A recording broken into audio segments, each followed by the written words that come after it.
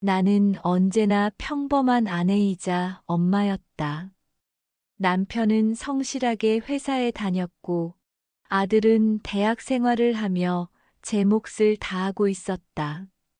매일 아침 차려주는 식탁 위에는 소박한 행복이 놓여 있었다. 우리는 특별할 것 없는 그러나 단단한 가정을 꾸려가고 있다고 믿었다. 하지만 그 믿음은 너무도 쉽게 무너졌다. 며칠 전 오래 알고 지내던 친구가 내게 전화를 걸어왔다.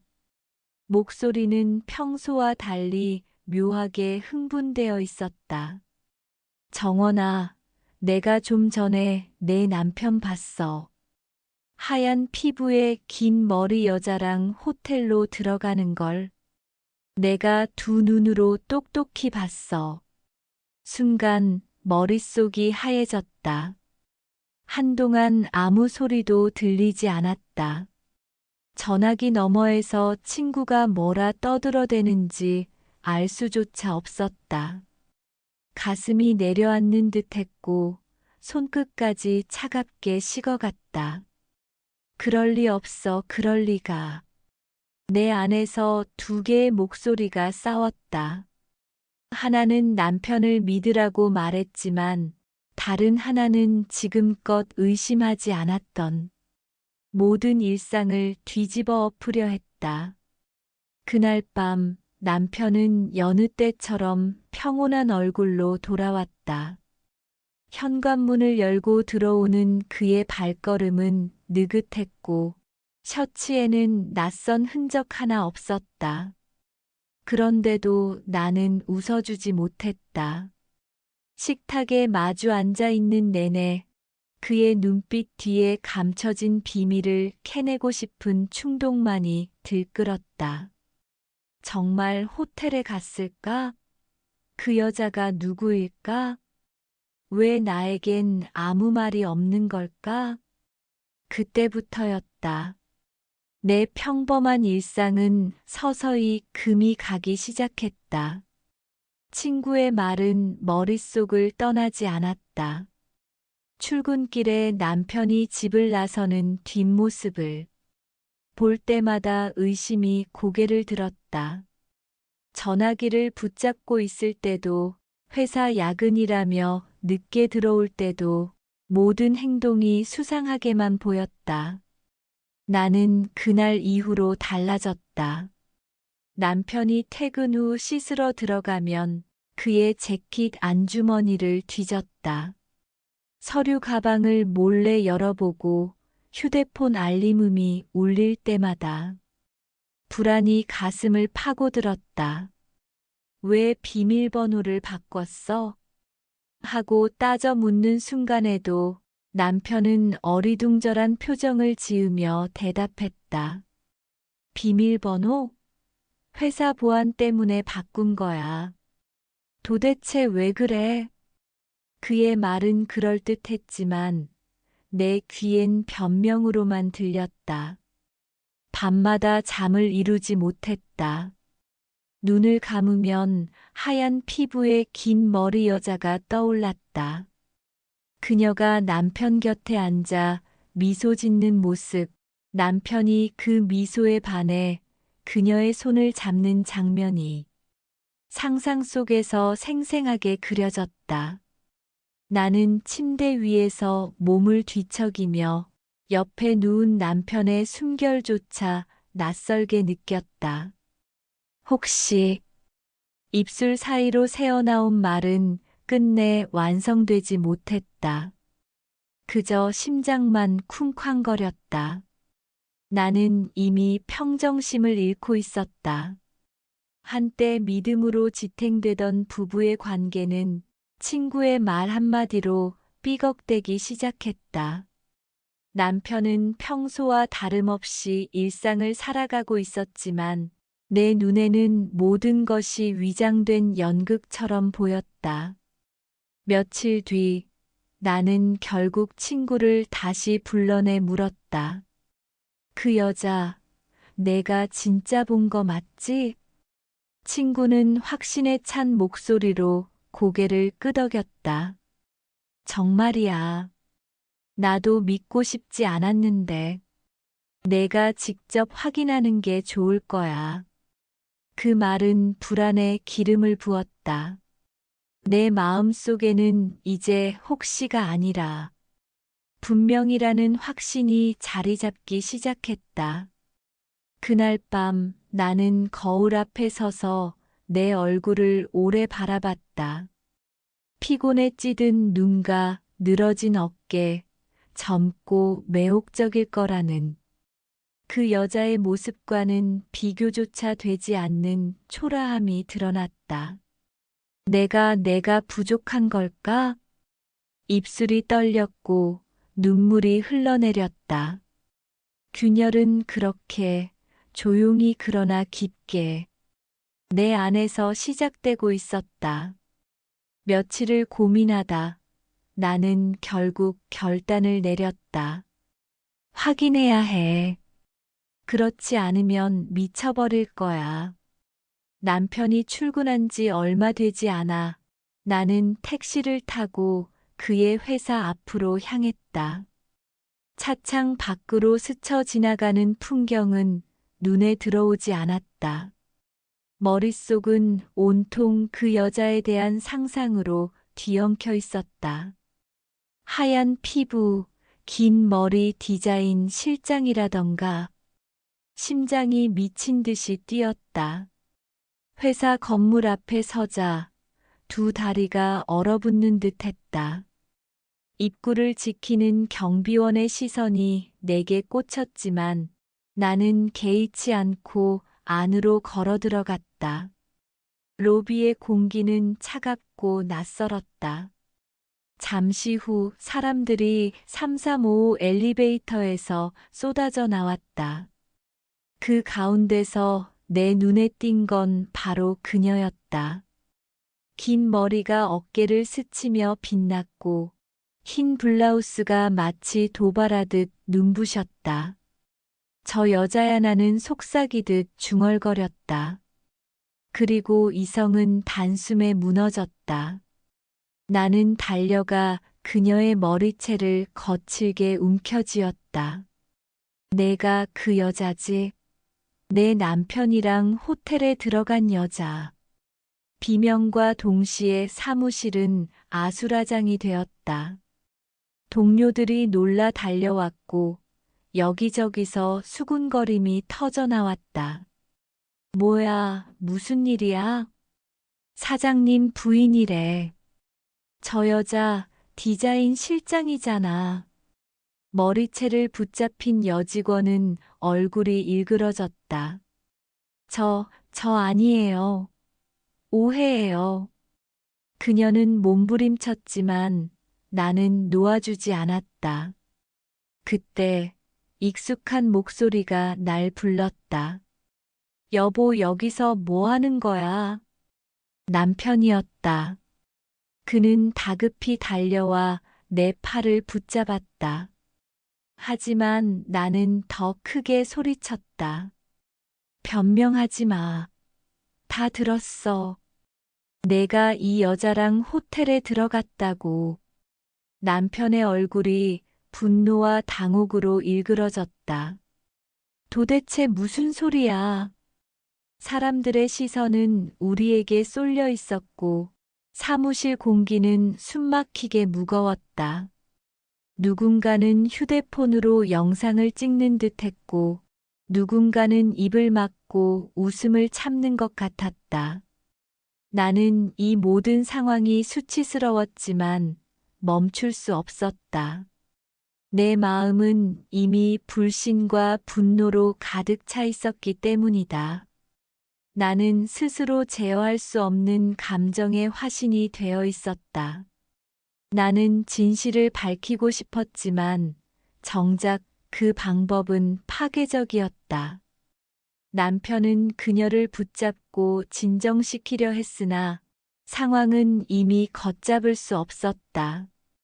그만해. 남편이 소리쳤다. 그제야 경비원과 직원들이 달려와 나를 떼어냈다. 나는 헐떡이며 눈물로 얼룩진 얼굴로 남편을 노려보았다. 당신 정말 아니라고? 그럼 왜 이렇게 당황하는 거야? 남편은 숨을 고르며 차갑게 말했다. 지금 당신이 무슨 짓을 하고 있는지 알아? 회사 사람들 앞에서 이게 무슨 망신이야. 그 순간 내 가슴은 찢어지는 듯 아팠다. 나를 안심시키고 감싸주기보다는 남편은 체면을 먼저 챙겼다. 그 태도가 오히려 모든 의혹을 사실처럼 만들었다. 엘리베이터 문이 닫히고 사무실 소라는 점차 가라앉았다. 하지만 내 마음속 불씨는 그 어떤 소음보다 크게 울리고 있었다. 회사 앞 난동 이후 집안 공기는 살얼음판처럼 얼어붙었다. 남편은 퇴근하자마자 문을 닫고 들어가 버렸고 나는 주방 의자에 앉아 그가 나오기를 기다렸다. 시계 초침 소리가 유난히 크게 들렸다. 마침내 방문이 열리고 남편이 거실로 나왔다. 표정은 굳어 있었고 눈빛은 싸늘했다. 당신 오늘 회사에서 무슨 짓을 한 건지 알아? 사람들이 다 봤어. 내 체면이 말이 아니야. 나는 벌떡 일어나 소리쳤다. 체면? 지금 그게 중요해.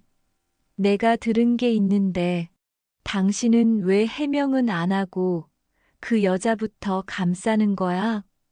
남편은 깊은 한숨을 내쉬며 이마를 짚었다. 그 직원은 회사 디자인 실장이야. 핵심 인력이야. 더군다나 내가 실장이랑 호텔에 갔다는 건 터무니없는 소리야. 나는 그런 적 없어. 그의 말은 단호했지만 내 귀에는 변명으로만 들렸다. 목소리는 단단했지만 눈빛은 흔들리는 것 같았다. 나는 다시 밀어붙였다. 그럼 왜 그날 그렇게 당황했어? 왜 나를 안심시켜주기는 커녕 오히려 화부터 냈어? 남편의 목소리가 높아졌다.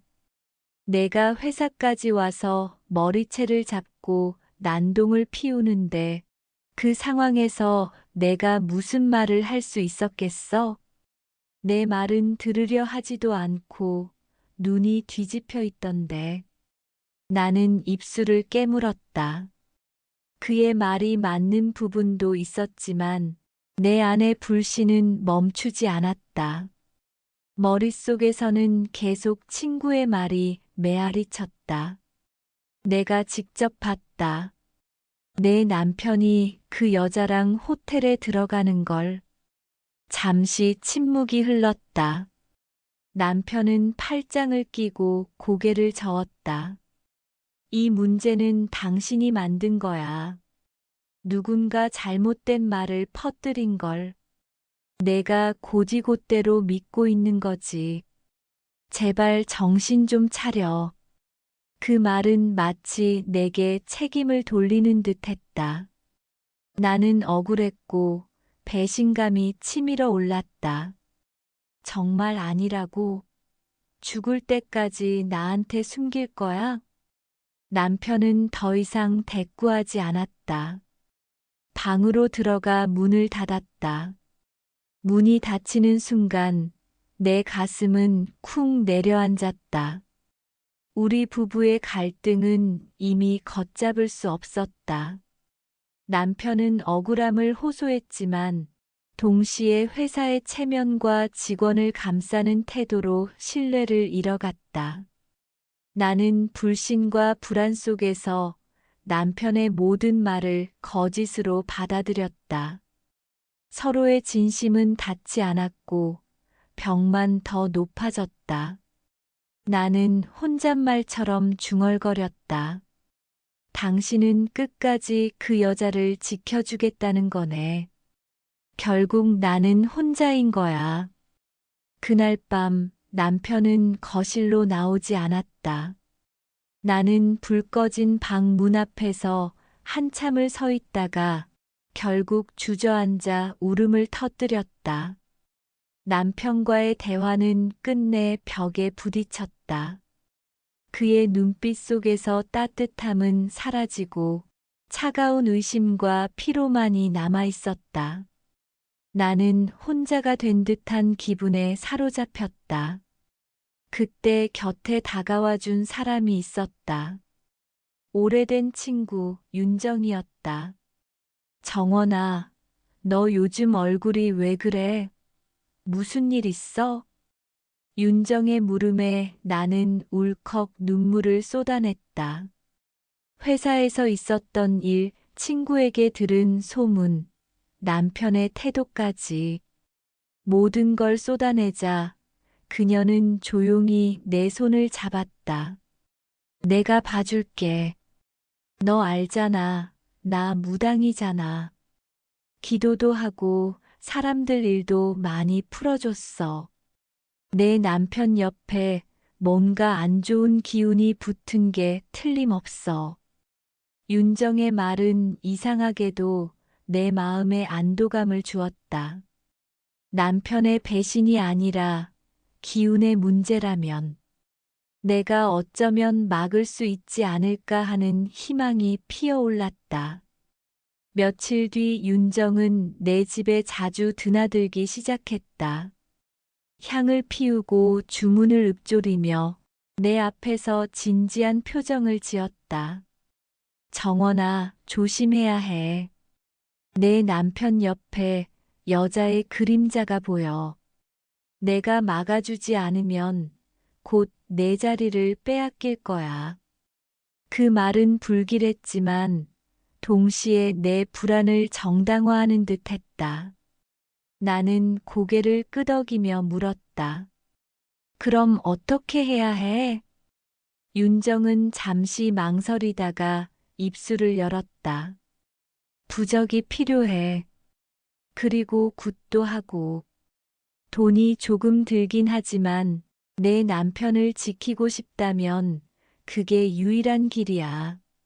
나는 깊은 고민 끝에 결국 그녀의 말에 따르기로 했다. 남편을 지키고 싶다는 절박함이 내 판단을 마비시켰다. 윤정은 교묘하게 내 마음을 파고들고 있었다. 그녀는 위로하는 듯 다가왔지만 그 속에는 다른 의도가 숨어 있었다. 내 불안을 자극하며 자신에게 의존하게 만드는 과정은 치밀하게 계산된 듯 했다. 윤정은 남편 회사 근처까지 함께 가기도 했다. 그녀는 남편의 퇴근 모습을 멀리서 바라보며 고개를 끄덕였다. 봐, 저 표정 좀 봐. 평범하지 않아. 분명 뭔가 숨기고 있어. 나는 그녀의 말에 고개를 끄덕였지만 속으로는 혼란스러웠다. 남편이 잠든 밤 그의 얼굴을 들여다보며 정말일까? 내가 사랑했던 그 사람이 맞을까? 스스로에게 묻곤 했다. 그러나 윤정은 매번 내 마음을 단단히 붙잡았다. 내가 이상한 게 아니야. 남편이 잘못한 거야. 내 직감은 틀리지 않아. 그 말은 달콤한 위로 같았지만 동시에 독처럼 내 안에서 의심을 키워냈다. 며칠 뒤 윤정은 내게 또 다른 제안을 했다. 정원아, 더 강한 기도가 필요해. 작은 부적으로는 부족해. 큰 굿을 해야 해. 그래야 내 남편 곁에서 그 여자를 떼어낼 수 있어. 나는 잠시 머뭇거렸지만 이미 그녀에게 깊이 기대고 있었던 나는 고개를 끄덕였다. 남편을 잃는 것보다는 돈을 잃는 게 나았다. 나는 부모님이 물려주신 오피스텔을 팔 생각까지 하게 되었다. 그날 밤 혼자 거울을 보며 속삭였다.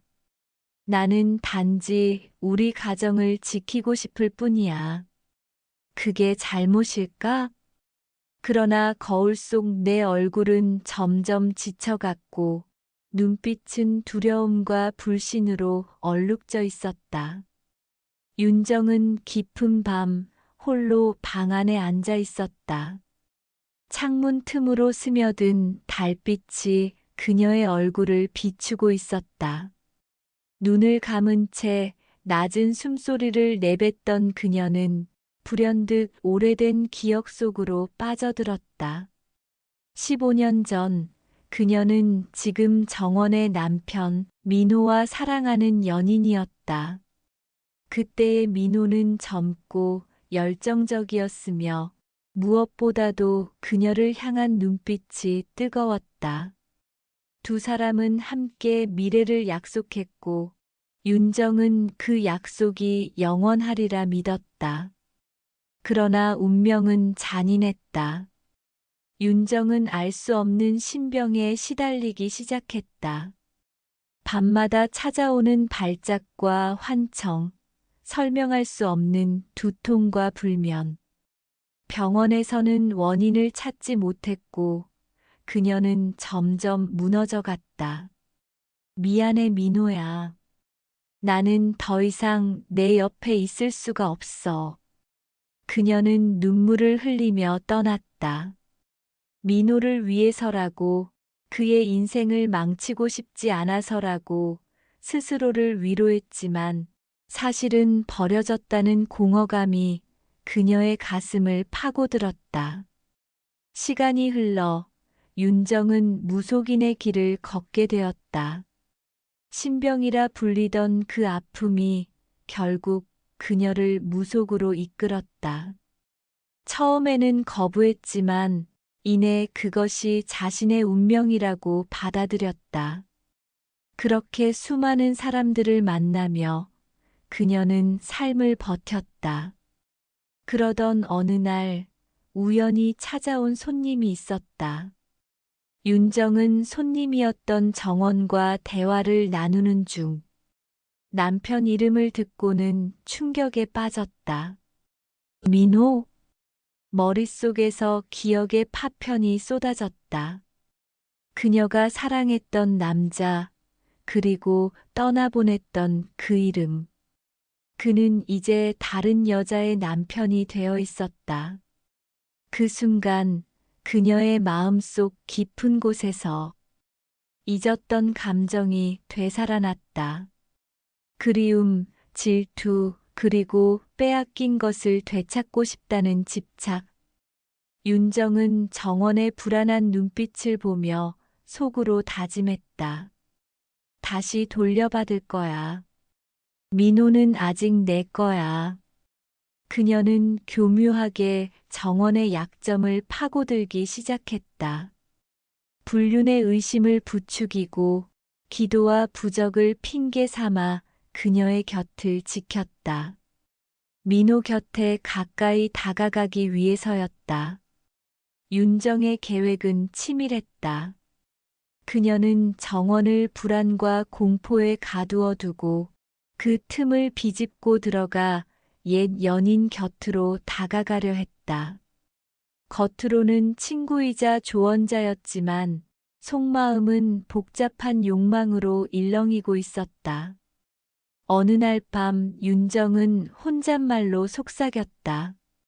정원아, 넌 몰라. 민호가 나한테 어떤 사람이었는지. 넌 단지 잠깐 빌려 쓰고 있는 거야. 결국 그는 내게 돌아올 운명이야. 거울에 비친 윤정의 얼굴은 집착으로 번들거렸다. 그 시각 정원은 전혀 알지 못했다. 자신이 의지하는 무속인 친구가 사실은 남편의 과거 연인이며 모든 불안의 씨앗을 뿌리고 있다는 사실을. 윤정의 말은 나를 더욱 옥죄어 왔다. 정원아, 작은 부적이나 기도로는 부족해. 큰 굿이 필요해. 그래야 내 남편을 붙잡을 수 있어. 나는 머뭇거렸지만 이미 그녀의 말 없이는 하루도 버티지 못하는 상태가 되어 있었다. 남편이 늦게 들어오는 날이면 윤정의 목소리가 귓가에서 맴돌았다. 여자의 그림자가 더 짙어지고 있어. 빨리 막아야 해. 그 말에 나는 눈물이 솟구쳤고 결국 부모님이 물려주신 오피스텔까지 팔아 윤정에게 돈을 맡겼다. 이건 마지막이야. 이 정도면 남편을 지킬 수 있겠지? 정원의 목소리는 간절했고 떨려 있었다. 윤정은 고개를 끄덕이며 내 손을 꼭 잡았다. 걱정 마. 내가 다 막아줄게. 넌 곧 남편의 마음을 되찾을 거야. 하지만 이상하게도 남편은 점점 더 멀어졌다. 집에 와도 말수가 줄었고 눈빛은 차가워졌다. 나는 밤마다 그의 휴대폰을 뒤지고 수면 중에도 그가 혹시 다른 여자 이름을 부르지 않을까 귀를 기울였다. 불면증은 일상이 되었고 거울 속 내 얼굴은 점점 생기를 잃어갔다. 나는 어느새 윤정의 집을 제 집 드나들듯 오갔다. 그녀는 향을 피우고 주문을 외우며 내 불안을 달래주었다. 하지만 집으로 돌아오면 오히려 더 큰 공허가 나를 덮쳤다. 정말 이게 효과가 있는 걸까? 아니면 나는 돈만 잃고 있는 걸까? 잠시 그런 의심이 들 때도 있었지만 곧 윤정의 말이 떠올랐다. 의심하는 순간 모든 게 무너져. 끝까지 믿어야 해. 나는 믿음을 가장한 집착 속에 스스로를 가두었다. 정원의 삶은 점점 파괴되어 가고 있었다.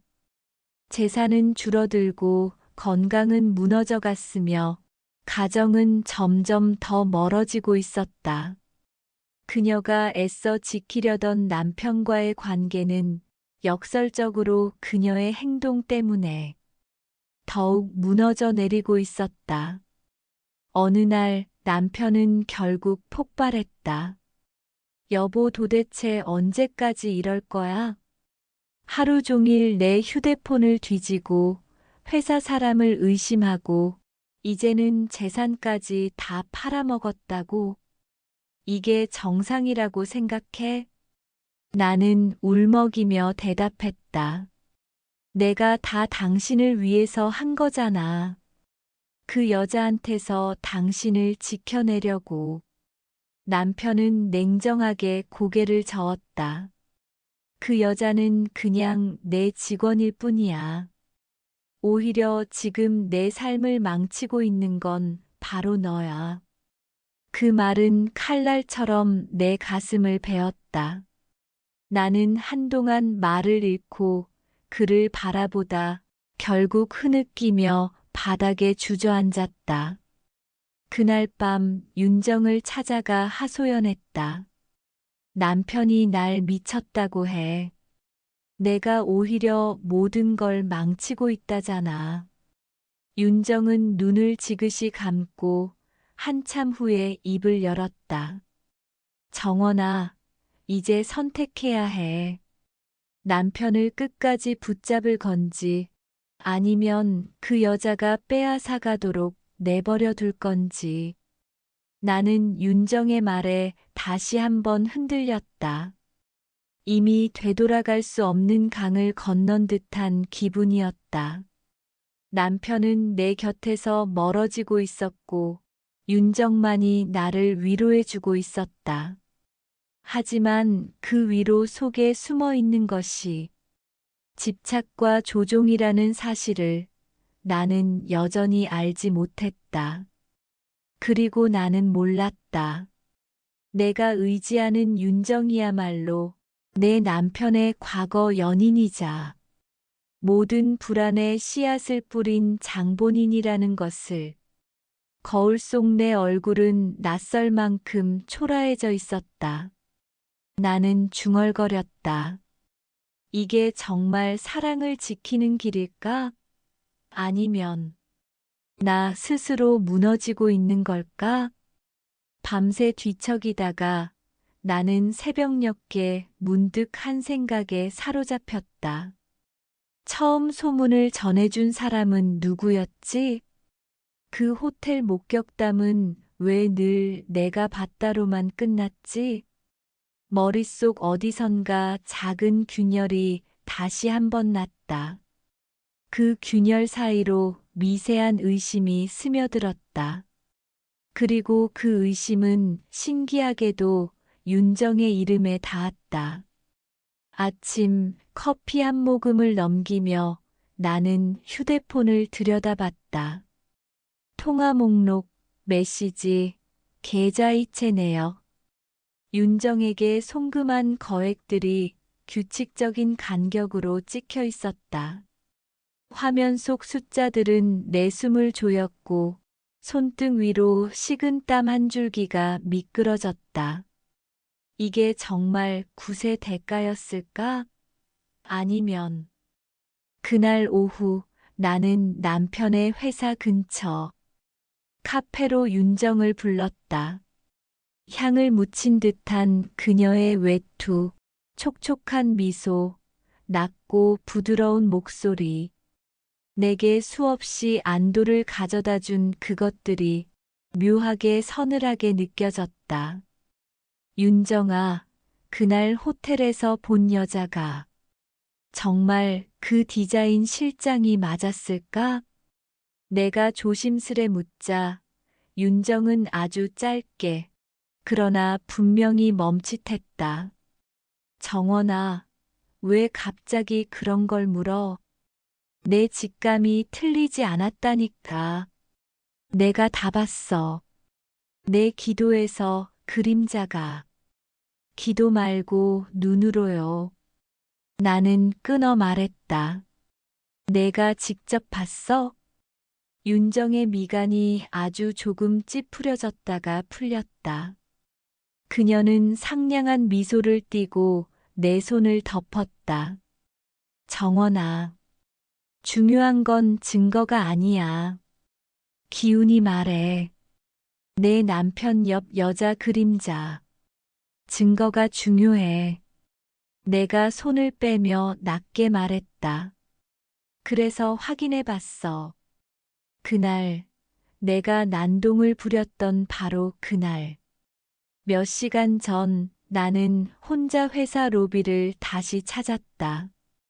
경비원 교대 시간. 친절한 중년 경비가 오래 머뭇거리다. CCTV 열람 신청 절차를 알려주었다. 공식적으로는 불가했지만 그날의 소동 때문에 내부 기록이 따로 정리되어 있다는 말을 들었다.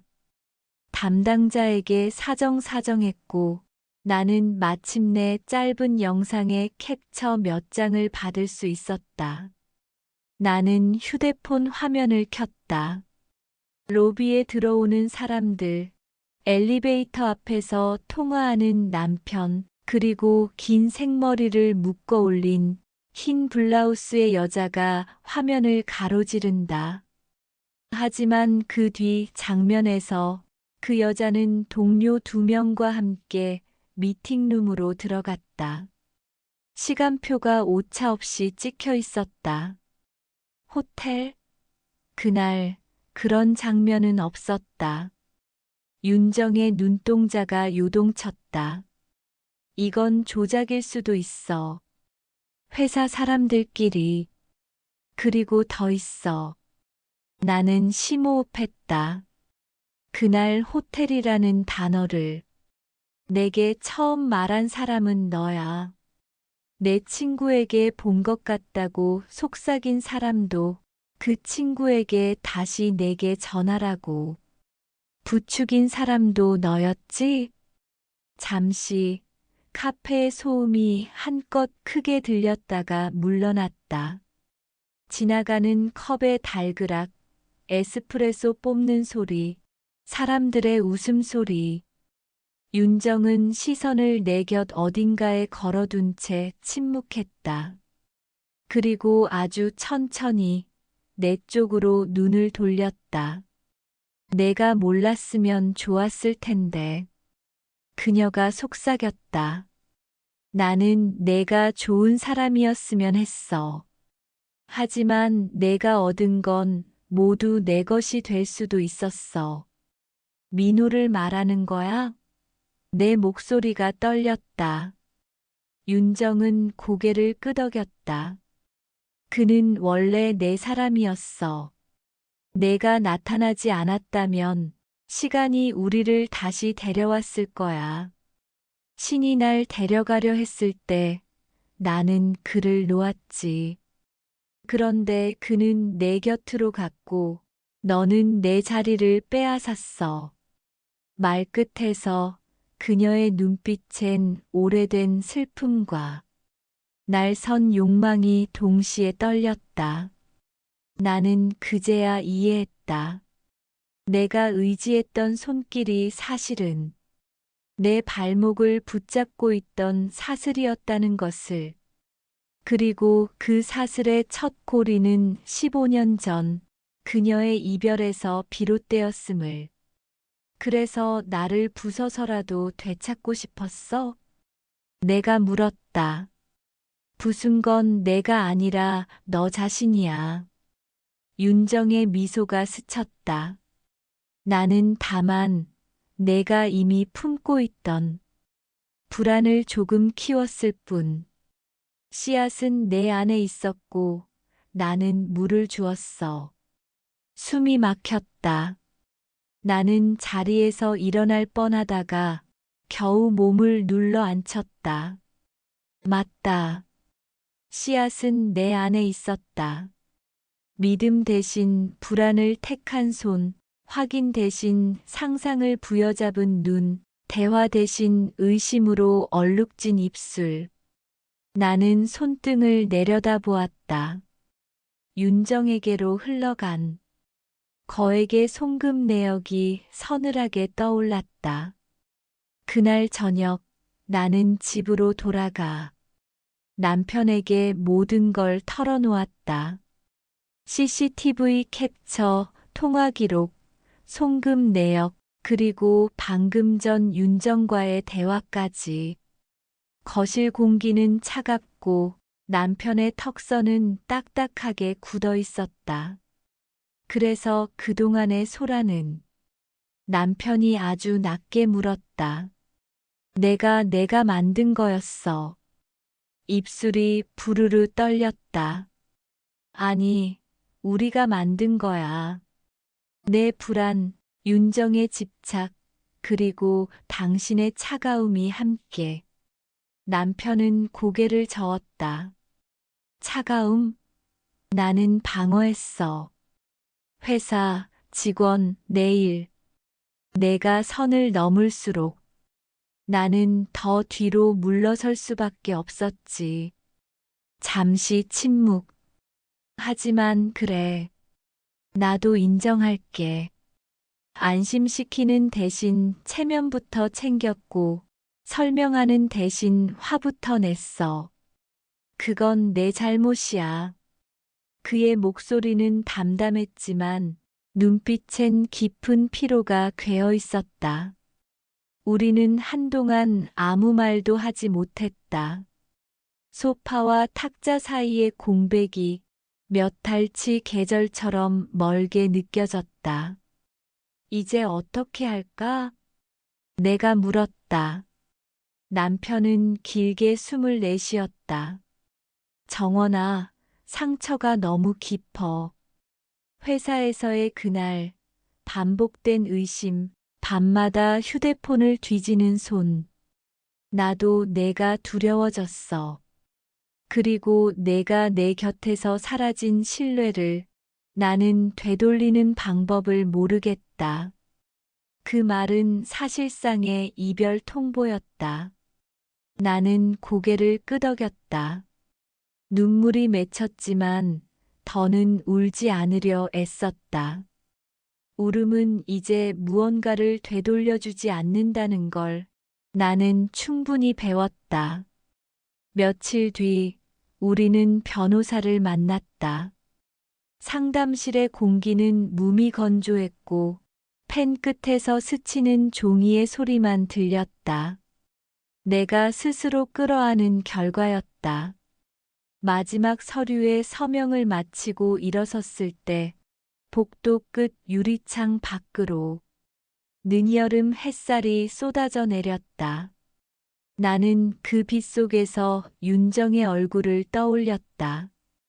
그녀는 얻었을까? 민호의 손, 내 자리를. 아니, 아마도 아무것도 얻지 못했을 것이다. 집에 돌아와 방문을 닫는 순간 휴대폰이 진동했다. 발신자 윤정. 나는 한동안 화면을 바라보다가 휴대폰을 내려놓고 창가에 섰다. 내 안에서 무언가가 아주 천천히 가라앉았다. 진실은 결국 드러난다. 하지만 진실이 밝혀졌을 때 이미 잃어버린 것들은 돌아오지 않는다. 우리는 늘 늦게 깨닫고 너무 많이 잃은 뒤에야 배운다. 이제야 비로소 알 것 같았다. 사랑을 지키는 길과 집착에 무릎 꿇는 길의 차이를. 의심으로 밤을 지새우는 대신 말 한마디로 다리를 놓는 법을. 나는 깨진 조각을 하나씩 주워 담아야 한다. 나는 모든 것을 잃었다. 남편과의 신뢰, 부모님이 물려주신 재산, 그리고 평범했던 일상까지. 불안과 의심, 집착과 조종 속에서 나는 스스로를 갉아먹었다. 밤마다 남편의 숨결을 의심하던 그 시간들, 휴대폰 화면을 붙들고 진실을 찾아 헤매던 나의 눈빛. 나는 이제야 알게 되었다. 믿음이 사라진 자리에 남는 것은 끝없는 의심과 파멸뿐이라는 것을. 사랑과 집착은 다르다. 불안에 지배당하면 결국 가장 소중한 것을 잃는다. 언젠가 이 상처가 아물고 내가 다시 나를 사랑하게 된다면 그때는 새로운 길을 걸을 수 있을까? 창밖 어둠 저편으로 새벽이 밀려오고 있었다. 그 새벽빛이 내게 작은 위로가 되어주기를, 그리고 언젠가 이 긴 악몽이 지나가기를. 나는 천천히 눈을 감았다. 구독, 좋아요, 알림 설정 부탁드립니다.